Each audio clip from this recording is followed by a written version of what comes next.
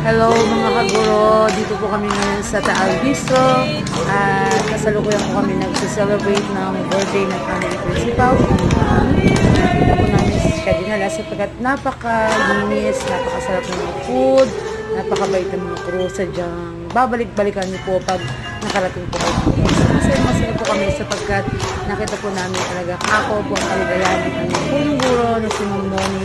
Kaya naman, kinantahan namin siya ng happy birthday.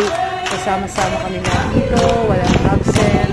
Sa lahat kami ay masaya sapagkat yan, masaya ang aming mama. So guys, kung kayo mag-celebrate ng birthday or anong event, punta lang kayo dito kasi napakasarap ang food at saka napakalinis dito.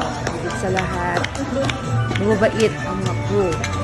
So dito lang to sa Taal, Batangas. So mga kaguro, huwag na kayo mag-utigilin pumunta dito. Sulit ang budget niyo.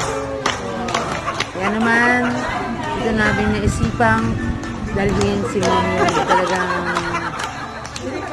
masaya ng aming celebration.